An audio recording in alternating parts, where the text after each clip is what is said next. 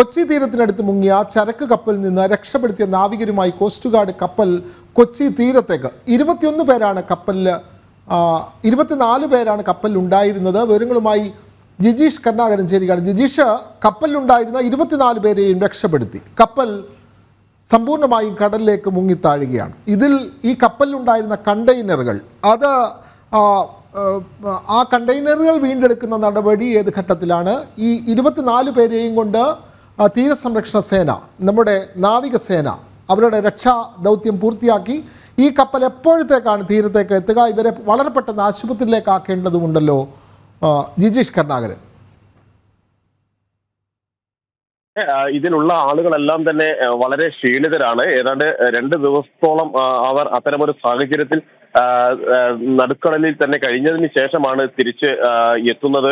അതുകൊണ്ട് തന്നെ ഇവർക്ക് ഇവിടെ എത്തിയാൽ ഉടൻ തന്നെ അടിയന്തരമായ ചികിത്സ ലഭ്യമാക്കേണ്ടതുണ്ട്. അതിനുള്ള സജ്ജീകരണങ്ങളെല്ലാം തന്നെ ഏർപ്പെടുത്തിയിട്ടുണ്ട്. 1 മണിയോടെയായിരിക്കും 21 നാവികരുമായി കപ്പൽ തീരദേശ സേനയുടെ ജെട്ടിയിലേക്ക് അടുക്കുക. അതിനുശേഷം അവർക്ക് അടിയന്തരമായ ചികിത്സാ സൗകര്യങ്ങളെല്ലാം തന്നെ ഒരുക്കും. എന്നാൽ ഇതിനിടയിൽ കപ്പൽ പൂർണ്ണമായും മുങ്ങി എന്നൊരു വിവരം കൂടി ഇപ്പോൾ കോസ്റ്റ് ഗാർഡ് പങ്കുവയ്ക്കുന്നുണ്ട്. ഇന്ന് രാവിലെ 7:58 കപ്പൽ പൂർണ്ണമായും മുങ്ങിയത്. അതായത് ഇനി തിരിച്ച് എടുക്കാൻ കഴിയാത്ത വിധത്തിൽ ഉയർത്താൻ കഴിയാത്ത വിധത്തിൽ കപ്പൽ പൂർണ്ണമായും തന്നെ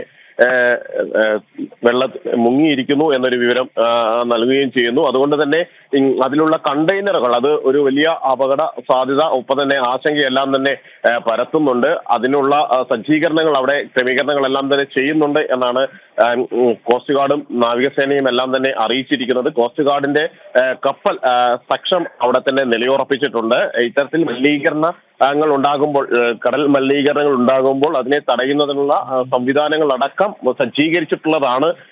കപ്പൽ എന്നതുകൊണ്ട് തന്നെ വെള്ളത്തിലേക്ക് കലരുകയാണെങ്കിൽ, ഏതെങ്കിലും തരത്തിലുള്ള രാസവസ്തുക്കൾ വെള്ളത്തിലേക്ക് കലരുകയാണെങ്കിൽ അതിനെ തടയാനുള്ള സംവിധാനങ്ങളും നടപടികളും ഉണ്ടാകും. നിരന്തരമായി തന്നെ വിമാനങ്ങളിൽ നിരീക്ഷിക്കും. ഡോണിയർ വിമാനങ്ങളിൽ നിരന്തരമായി തന്നെ നിരീക്ഷണം നടത്തുകയും ചെയ്യുന്നുള്ളതായി കൊച്ചി തീരത്തിനടുത്ത അറബിക്കടലിൽ മുങ്ങിത്താണ വിദേശ ചരക്ക് കപ്പലിൽ നിന്നും 24 ജീവനക്കാരെയും രക്ഷിച്ചുകൊണ്ട് നാവികസേനയുടെ കോസ്റ്റ് ഗാർഡിൻ്റെ രക്ഷാദൗത്യം പൂർത്തിയാക്കിയ കപ്പൽ അത് കൊച്ചി തീരത്തേക്ക് 1 മണിയോടുകൂടി എത്തും. എന്തായാലും ഈ കപ്പൽ നാശോന്മുഖമായി കടലിലേക്ക് മുങ്ങി താഴ്ന്നു. രാവിലെ തന്നെ ആ കപ്പൽ സമ്പൂർണ്ണമായും കടലിലേക്ക് മുങ്ങി താഴുകയുമാണ്. വിവരങ്ങൾ നൽകുകയായിരുന്നു കൊച്ചിയിൽ നിന്നും ജിജീഷ് കരുണാകരൻ.